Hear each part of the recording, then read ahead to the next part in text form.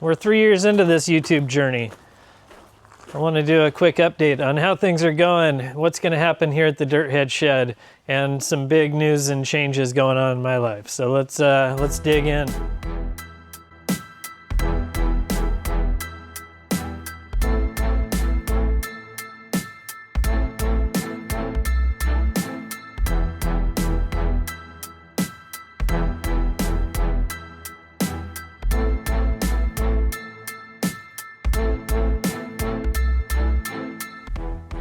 Projects are stacked up. I got tools and tires and parts and boxes and stuff everywhere. We are back in the Dirthead Shed. I'm 3 years into this journey and I still can't use a camera very well. That's better. I figured we ought to do at least like an update. What's going on in my life? What's going on with the YouTube stuff? What's going on with projects around here? And what have we accomplished so far? And it's really pretty dang cool, the amount of projects and videos and things I've been able to do over the last 3 years, starting from scratch, from ground zero, with really no plan whatsoever of how to even make YouTube work, and if it was going to work in the long run to kind of replace what I was doing on Motor Trend, you know? The show Dirt Every Day that I was co-host of with Fred Williams back in the day, it's been over 3 years since we filmed one of those. Pretty crazy to think how far things have come, how much has changed over that period of time. Kicking off this YouTube channel was amazing. I wish I could have done it sooner, but I wasn't able to due to contract issues with Motor Trend, and once the Dirt Every Day show was done, I was able to fix that problem and start kicking out videos here. And when I started, I had no idea what I was doing. I didn't know how to edit. I didn't know how to operate cameras. I didn't know what I needed for microphones. I was filming on my iPhone, which isn't a bad thing, but it's just kind of crazy to see the progression of how things have gone. Some of those early videos were, I mean, it was just a Hail Mary, like, I hope I can do this, and I hope it works, I hope it sticks. And I appreciate all of you guys for sticking in there with how bad some of them have been. Like, going through some of these videos, and I'm like, the audio is terrible, but I put it out there and people watched it. Or the camera was super shaky, but you guys all watched that stuff too. So you've sort of been on this journey with me, figuring out how to, like, navigate this YouTube deal and like navigate the technology side of things, because I'm obviously terrible at that. I can work on trucks and I can cut, grind, and weld, and I can share tidbits of information that I have learned along the way. But as far as like camera work goes and the editing side of things, I am still a total noob. Which that's fine. It's making for fun content. It's making for fun videos, and I am enjoying. I really like doing the editing, and I like learning along the way. So that part's all pretty cool. Here we go. Scrolling through these videos. I've done like 160 or 170 videos so far. Going back to some of these early ones, like, I probably should have pulled them down because they're terrible, but whatever. I just figured we might as well go through some of this and see where I've been. Some of my first big hitter videos, I was working with my buddy Cameron, because he's a proper film guy and edit guy, and he was able to do like that how did I get here video. I really appreciate that Cameron sort of pushed me to make that video, even though it was not super fun and comfortable to make. I was kind of in a down spot at the time, but looking back at it, I'm sure glad we did. And that sort of kicked things off. One of the first videos that I feel like I actually made and edited and was pretty proud of was that early Ford Bronco rock crawler, just sort of revamp. It was my buddy John's rig, and I just kind of got it running and driving for him, got a chance to take it out wheeling. It had been parked dead in the water for years. So to do that one was pretty cool. Thanks, John, for letting me sort of kick off the channel almost with one of your projects, and glad that that thing worked out. He was able to sell it, move it down the road, and I assume the new owner is having fun with it. If you know of or know where that vehicle is, And if the guy's still using it, let me know in the comments, because that would be pretty cool. Did a bunch of cool stuff with Butter Jeep right out of the gate. That's the Jeep that's over here that is broken and has been for quite a while. But right out of the gate, I was able to take Butter Jeep, which was the final vehicle we ever did on Dirt Every Day, and sort of get it ready for taking on Ultimate Adventure. And it was just a series, probably 4 or 5 videos of just heavy modifications and changes and making that Jeep better. I mean, rear suspension and 4-link, and I believe we did roll cage work on it and seats and put those PRPs in it. And it's just kind of been a staple in this shop, even though the last year and a half it's just kind of been broken. But I've been able to make videos on doing the engine swap and that, which is cool.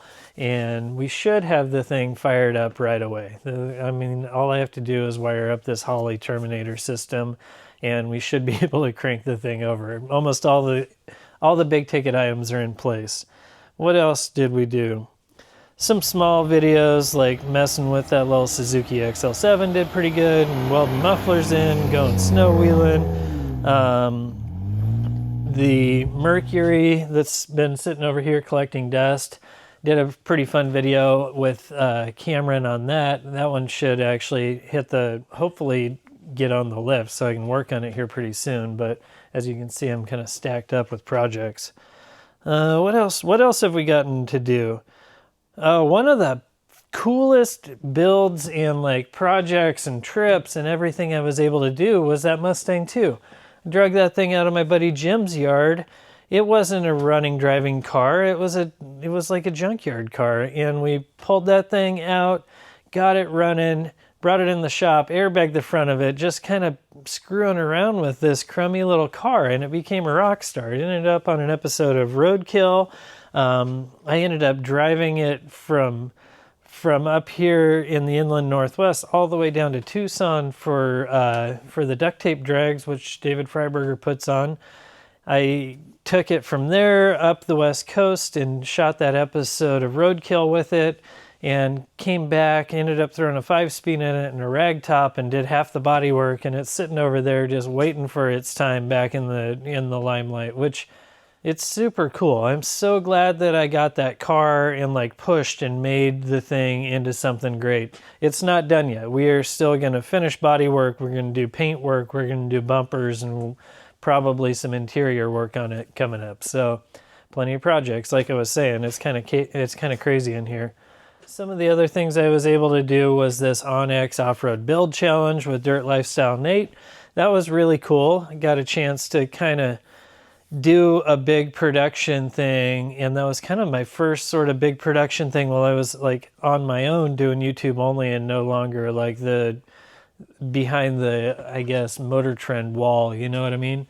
So thanks to Onyx for having me on that, and Ian Johnson and Colt and all the guys that had something to do with the Onyx Off-Road Build Challenge. That was super fun. Coming out of that, I mean, maybe almost a year later, I got a chance to go and do that cheap Jeep and take it on the Matt's Off-Road Games, which that was rad. I'm like, holy cow, making my way through this like sea of YouTube channels, and it's working out. It's really cool to like be able to go hang with big dogs like Fab Rats and Matt's Off-Road and be able to be a part of that. It was really fun.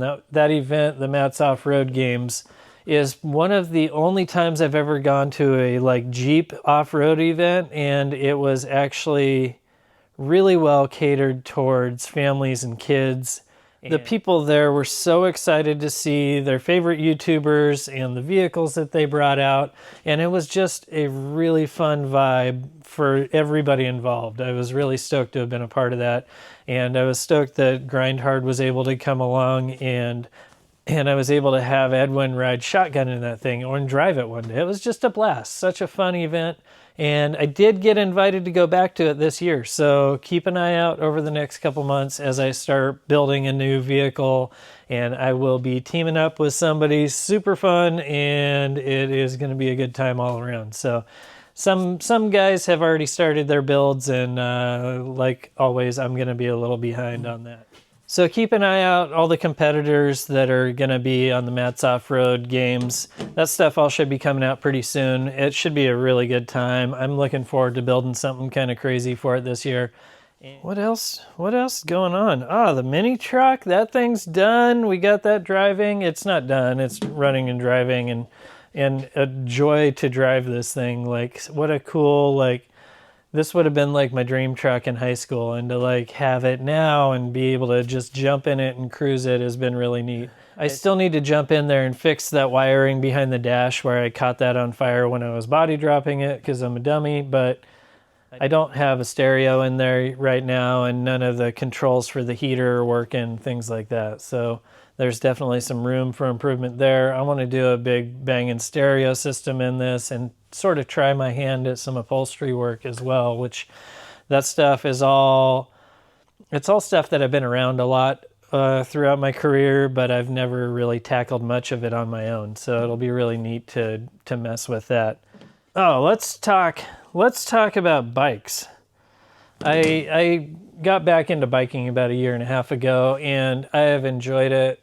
It is like the perfect outlet for me. I grew up riding day in and day out and non-stop fun.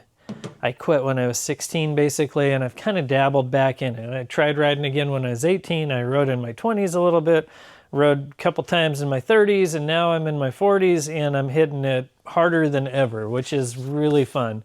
I know the videos don't get tons of views, but I enjoy so much, like the comments on those videos are some of my favorite. It's people that are reminiscing about their glory days of riding or their childhood or whatever, and a lot of them, there's a lot of folks that can't ride anymore, and they're super excited to see other people having fun on bikes, even if they're not like out there focusing like to try to watch standard YouTube mountain bike channels.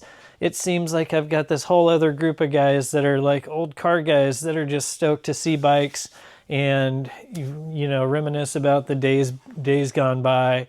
It's also really cool hearing the stories from people that are back to riding and it's helping their health, and they're like so stoked to be back on two wheels and getting after it again.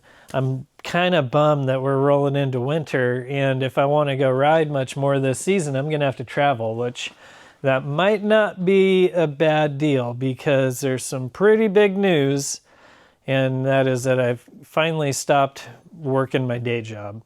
I had been at Diesel Power Products for the last 8 years, and I was to a point where I was working basically half-time, part-time, working like 9 days a month for Diesel Power Products, and it was making it to where, you know, 2 weeks out of the month, these YouTube videos were kind of struggling, and I'm scrambling to try and come up with content that's good enough.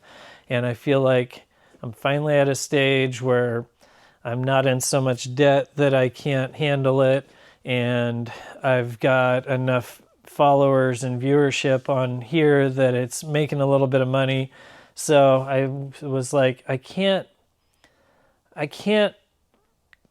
go through this stage in my life and say that I never gave this 100%. So that's what we're doing.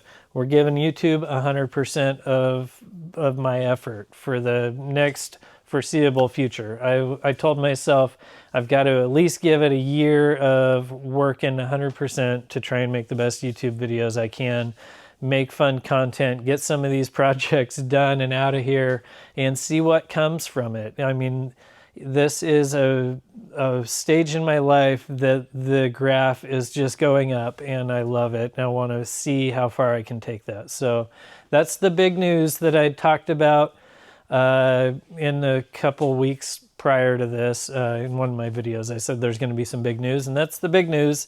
I quit my job. They always say don't quit your day job if you're in show business, and that's what I finally did. I made it through having like a legit television show on cable, and I never quit my day job. And now I'm just out here in my garage tinkering on cars, and I was like, yeah, this is a great time to quit working. So we're going to try this. We'll do it all together. I hope you guys are enjoying the show, and I hope you're down to continue watching and tell your friends and see if we can grow this subscriber base even bigger. It's going to be awesome. There's going to be hopefully a little bit more content. I don't want to like make a video every day, but I want to continue making a video every Friday at 2 and drop that one. And then hopefully I can do maybe Two-Wheel Tuesdays and throw a bike video in here and there. Or if I have a smaller trip or something going on, maybe throw an extra video in, sort of bonus midweek kind of thing. I also want to do some live streaming because it would be really fun to hang out and have beers in the shop on Friday night. And maybe you guys are watching one of the Dirthead Sheds while I'm hanging out here answering questions, and it would just be kind of a fun, good time. So I appreciate all your guys' support. Thank you so much for watching the show up till now, and hopefully it's not so boring that you're done with it, because I'm not done, and we are going to keep making episodes, and they're going to get bigger and better and better, and hopefully at some point my butter Jeep will run and this fender won't be blue. We'll see you guys next week, or maybe Tuesday. Thanks.